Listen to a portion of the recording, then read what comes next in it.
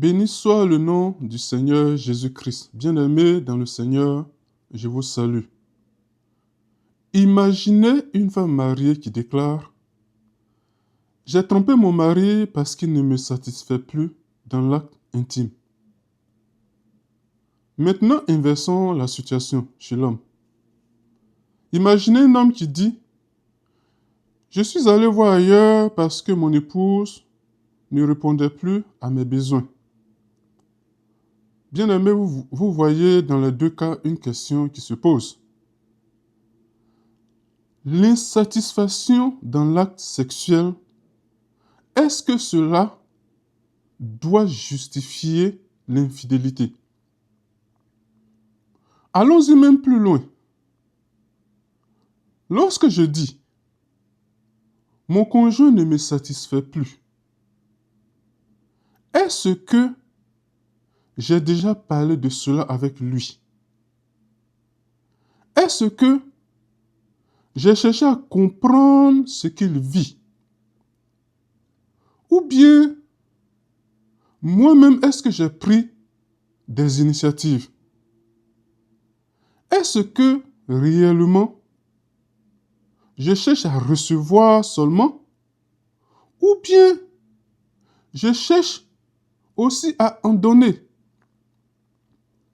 Aujourd'hui, nous n'allons pas répondre avec ce qu'on entend dans la culture populaire. Nous allons ouvrir la Bible et regarder ce que les Écritures disent. Amen. Alors, je pose une question pour commencer. Est-ce que on peut réellement être insatisfait dans son mariage? La réponse est oui. Et je dirais que il faut commencer par cela. Pourquoi? Parce qu'il y a certains enseignements chrétiens aujourd'hui qui commettent une erreur. Ils parlent tellement vite de péché qu'ils donnent même l'impression que la souffrance elle-même n'existe plus. Or, une personne peut absolument être fidèle à son conjoint, mais et pourtant souffrir profondément dans sa vie conjugale. Dans 1 Corinthiens 7 au verset 3, Paul écrit ceci: que le mari rende à sa femme ce qu'il lui doit et que la femme agisse de même envers son mari. Pourquoi Paul donne-t-il, je dirais, cette instruction-là? Mais parce que la vie conjugale comporte, bien aimé, des responsabilités réciproques. Il y a un équilibre que Paul donne dans ce verset. Qu'est-ce qu'il dit? Que le mari, je veux dire, rende à sa femme. Donc, c'est la responsabilité du mari envers sa femme. Mais il donne aussi la même responsabilité de la femme envers son mari. La Bible ne présente pas l'acte intime, je dirais quelque chose, en tout cas comme quelque chose qui va concerner seulement les besoins de l'homme. La Bible reconnaît aussi, je dirais, les besoins de la femme. Donc c'est dans les deux sens. Prenons un exemple. Une épouse peut profondément aimer son époux. Elle peut être fidèle, prendre même soin de son foyer. Mais malgré tout cela, ressentir depuis longtemps que son mari ne cherche plus aucune proximité dans le foyer. Mais l'inverse aussi est vrai. Un mari peut aimer profondément son épouse et vivre depuis des mois, malgré cela, des refus répétés, sans véritable, je dirais, raison compréhensible, sans dialogue. Mais dis à ces personnes-là, ne pense pas à cela, il faut prier seulement. Non, cela ne résout pas le problème, mes bien-aimés. Paul en parle dans les Écritures. Comme je l'ai dit, c'est la Bible ouverte que cet enseignement-là doit être donné. Reconnaître une insatisfaction conjugale, ce n'est pas un péché. La véritable question, c'est que vais-je faire de cette insatisfaction? Ça, c'est dans les deux sens. L'époux qui est insatisfait doit se poser cette question, mais l'épouse aussi doit se poser cette question. Je suis insatisfait ou je suis insatisfaite. Alors, qu'est-ce que je fais de mon insatisfaction? Maintenant, on va poursuivre. Au fur et à mesure, on va rentrer en eau profonde. Bien-aimé. Avant de dire il ou elle ne me satisfait pas, cherchons d'abord à nous mettre d'accord sur le mot satisfaction. Qu'est-ce que satisfaction veut dire au juste? Qu'est-ce que ça signifie? À mon avis, c'est une question fondamentale. Deux personnes peuvent utiliser le même mot et parler de choses complètement différentes. Pour quelqu'un, par exemple, l'insatisfaction, là, ça peut signifier nous avons rarement des rapports sexuels. Pour un autre, au contraire, cela peut signifier il y a des rapports, mais aucune tendresse. Mais pour un autre, et comme je l'ai dit, ça varie. La compréhension du mot satisfaction n'est pas la même chose pour tout le monde. Pour un autre, par exemple, ça peut vouloir dire mais mon conjoint ne prend jamais l'initiative. Pour un autre, ça pourrait être par exemple j'ai constamment l'impression que mon conjoint accomplit seulement une obligation, qu'on appelle communément obligation conjugale. Je peux même aller plus loin.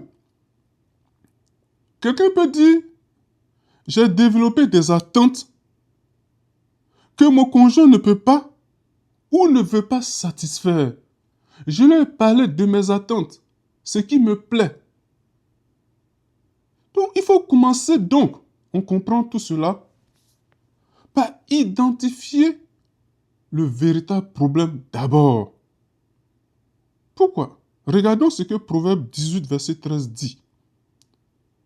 Celui qui répond avant d'avoir écouté fait un acte de folie et s'attire la confusion.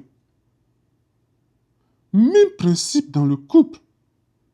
Avant de prononcer une insatisfaction ou un diagnostic, si j'appelle cela comme ça, sur son conjoint, il faut chercher à comprendre d'abord. Le verset dit, celui qui répond avant d'avoir écouté fait un acte de folie. Et évidemment, ça tire la confusion.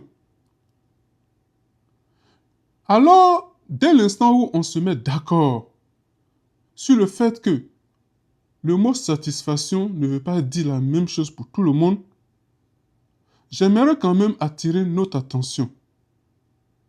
Attention aux attentes que nous apportons dans nos différents mariages, dans nos différents foyers. Ce n'est pas qu'un homme ou une femme a plusieurs mariages. Je veux dire que dans les différents foyers. Parce que c'est ici qu'un autre problème apparaît. Toutes nos attentes ne viennent pas nécessairement de Dieu, frères et sœurs.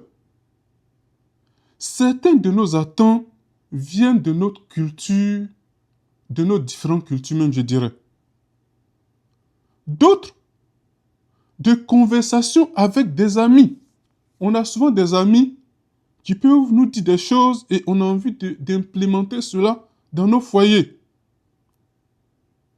Il y a aussi d'autres qui peuvent venir de films, des réseaux sociaux, ou même de contenus, je dirais, très sexualisés. On vit dans un monde où la sexualité est devenu comme de l'eau qu'on verse par terre. C'est répandu partout. Et je dirais même que certaines même de nos attentes peuvent être façonnées par la pornographie, sans qu'on s'en rende compte. Romains 12, verset 2 dit ceci. Ne vous conformez pas au siècle présent, mais soyez transformés par le renouvellement de l'intelligence. Même notre conception de l'intimité conjugale, de l'acte sexuel, doit être soumise à notre Dieu, frères et sœurs. Parce qu'une personne peut dire, mon conjoint ne me satisfait pas, alors qu'en réalité, elle est en train de, cette personne, c'est pas la femme ou l'homme seulement, alors que cette personne-là, elle est en train de comparer son conjoint à quelque chose qui a été construit ailleurs, dans la culture, dans la pornographie, sur les réseaux sociaux, et ainsi de suite. Et je dirais que le problème, à mon avis, à ce niveau-là, ce n'est plus un problème du conjoint seulement.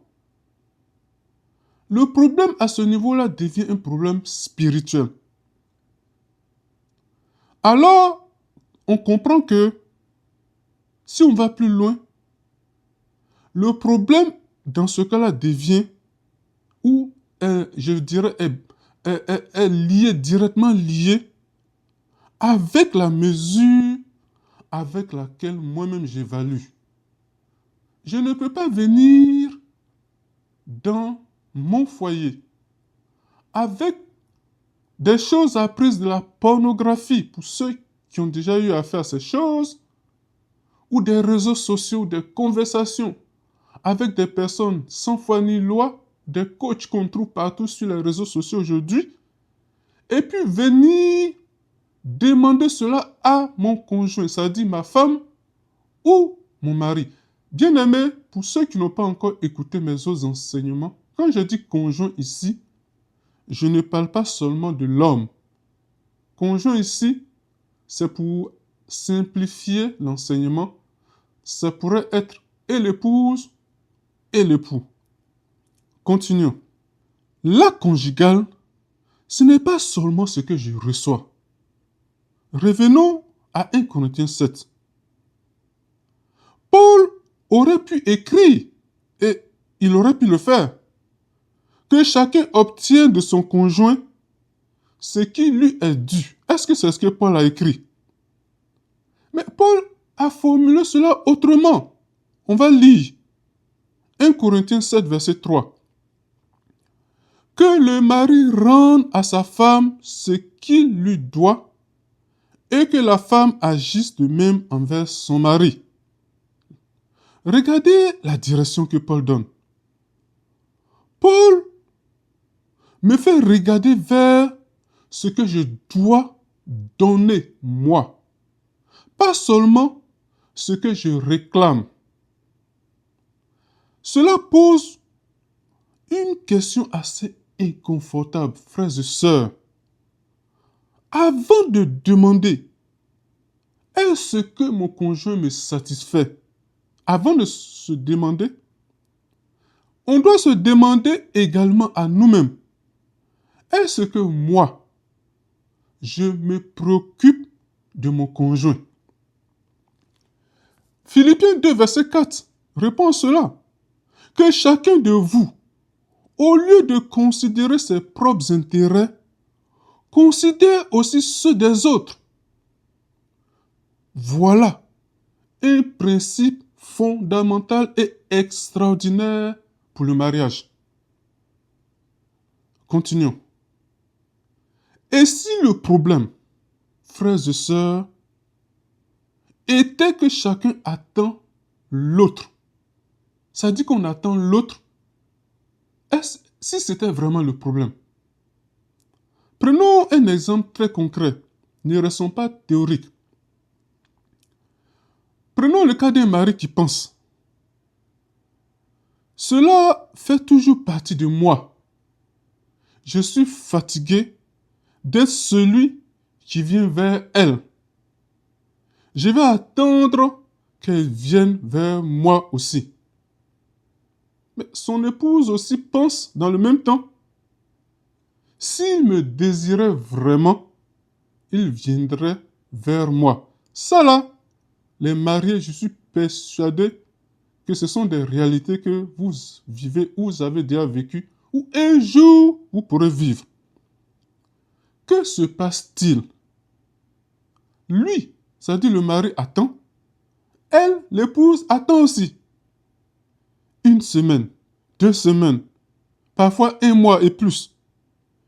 Et puis, après cela, chacun commence à interpréter le silence de l'autre. Le mari, lui, elle ne me désire plus. Il pourrait penser cela. Et puis elle aussi, il ne s'intéresse plus à moi. Et pourtant, personne n'a posé la question. Voilà comment deux personnes qui peuvent encore s'aimer profondément peuvent devenir progressivement étrangères l'une à l'autre. Posons-nous maintenant cette question. Dans le foyer, qui doit prendre l'initiative au juste? C'est une question qu'il faut traiter clairement. J'ai un enseignement qui traite particulièrement de cela, parlant de la Soulamite dans Cantique des Cantiques, mais je vais revenir succinctement là-dessus. Mais je vous recommande cet enseignement sur cette même chaîne. La Bible ne dit pas que l'homme doit toujours prendre l'initiative. Regardez donc le livre du Cantique des Cantiques. Je vous donne la référence Cantique des Cantiques 3, du verset 1 au verset 4. Dans ces passages, on ne va pas lire, mais je vous recommande de le lire. La femme dans ce livre-là, Cantique des Cantiques, qui est un livre extraordinaire dans la parole de Dieu, la femme est toujours en train de rechercher le bien de celui qu'elle aime. Regardez si je prends un petit extrait dedans. Elle dit, c'est la femme qui parle. Je chercherai celui que mon cœur aime. C'est la femme qui parle. Puis, elle dit, j'ai trouvé celui que mon cœur aime. Je l'ai saisi. Vous pourrez lire la suite. Amen. Donc, si nous regardons bien, la Soulamite, là, c'est-à-dire la femme dans le Cantique des Cantiques, elle n'est pas présentée comme une femme sans désir. Au contraire, elle n'est pas présentée comme une femme qui attend que son mari fasse toujours le premier pas. Je dirais encore plus explicite si on va dans Cantique des Cantiques 7. Je vous le recommande encore du verset 12 au verset 13. Elle va jusqu'à inviter son bien-aimé. Ça dit qu'elle fait le premier pas. On va lire un peu. Viens, mon bien-aimé, sortons dans les champs. Vous entendez? Si on poussait un peu plus loin, elle dit, dès le matin, nous irons aux vignes. Et puis quand je regarde, là, je te donnerai mon amour. Qui parle là? C'est la femme. Et qu'est-ce qu'elle exprime? Elle exprime son désir, son amour. C'est un euphémisme, on se comprend. Elle propose, elle invite. Tout cela, bien sûr, dans un cadre poétique et pudique, parce que nous sommes dans la parole de Dieu. C'est pourquoi j'ai dit tout à l'heure, c'est un euphémisme. Donc cela détruit, je dirais, une idée culturelle qui est répandue, dans laquelle nous avons tous grandi. Souvent, on entend qu'une épouse vertueuse, là, elle ne doit jamais montrer à son mari qu'elle le désire. C'est contraire à la parole de Dieu. Parce que ce n'est pas ce que ce livre que le Saint-Esprit a voulu mettre dans sa parole, le livre du Cantique des Cantiques montre. Évidemment, le principe fonctionne avec le mari. ce n'est pas seulement la femme. L'intimité conjugale, frères et sœurs, c'est une rencontre, pas un service demandé par l'un et accordé par l'autre. Mais souvent, on entend, mais j'attends que mon conjoint devine. Ça aussi, c'est souvent, on voit cela.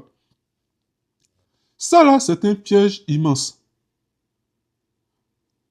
Un époux peut penser, après toutes ces années de mariage, elle doit savoir ce dont j'ai besoin. L'épouse peut penser exactement la même chose. Mais votre conjoint là, il n'est pas omniscient. Les Écritures nous révèlent que Dieu est omniscient. Mais nulle part il est écrit que Dieu a donné la capacité d'omniscience à ses enfants. En tout cas, pour l'instant, nous sommes dans la chair, nous avons le Saint-Esprit et nous sommes enfants de Dieu. Éphésiens 4, verset 15 dit ceci, on ne va pas lire, professons la vérité dans l'amour. Je vous recommande de lire Éphésiens 4, verset 15. Donc, il faut apprendre à parler de l'intimité, frères et sœurs, dans l'amour, dans le calme, dans la douceur. Il ne faudrait pas le faire du type « tu ne me satisfais jamais ». Parce que cette phrase, en réalité, sans qu'on s'en rende compte, attaque la dignité de votre conjoint. Ce qu'il faut dire, peut-être, du type, je vais donner un exemple. J'aimerais, tu peux le dire à ton conjoint, ou je dirais à ton épouse, ou à ton époux. Tu peux le faire, mon frère, tu peux le faire, ma soeur. Vous pouvez aller vers votre époux ou votre épouse et puis dire, j'aimerais que nous parlions de notre vie conjugale. Parce que je ressens une distance entre nous. Ça là, vous pouvez le faire vous deux. Ou bien, ça peut être aussi simplement, j'aimerais comprendre comment tu vis notre intimité. Et j'aimerais également pouvoir te dire comment je la vis. Vous voyez comment la douceur, la manière de le dire. Je donne un autre exemple. Tu peux aller vers ton conjoint, vous deux. Et puis lui demander, y a-t-il quelque chose que je pourrais faire différemment pour que nous soyons plus proches? Ça, c'est possible. Tu peux poser la question à ton épouse ou même à ton époux. Vous voyez la différence? La première formulation, je dirais, prononce véritablement ce qu'on veut. Une sorte de verdict. Amen. En tout cas, il faut toujours ouvrir une conversation. Je vais poursuivre. Je voulais dire ceci. Ne transformons pas l'acte sexuel en performance.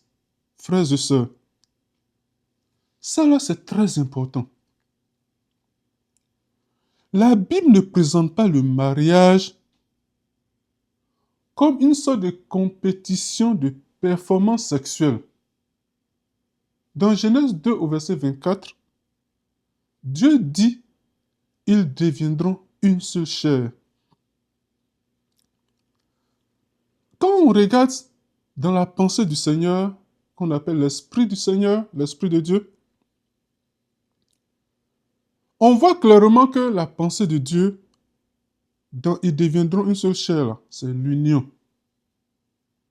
Cela signifie que un conjoint ne devrait pas vivre constamment sous vraiment la pression. Il ne doit pas toujours en train de se demander, suis-je assez performant? Ne mettons pas notre conjoint dans une telle situation. L'intimité, évidemment, peut évoluer avec l'âge. Ça peut évoluer avec la fatigue. Ça peut évoluer avec la grossesse. Ou les grossesses, hein, pour ceux qui ont plusieurs grossesses, qui ont eu plusieurs grossesses, les épouses. Les responsabilités familiales. Les saisons difficiles et parfois même des problèmes physiques. Cela demande de la compréhension. Cela demande de la communication. En tout cas, il faut s'adapter mutuellement.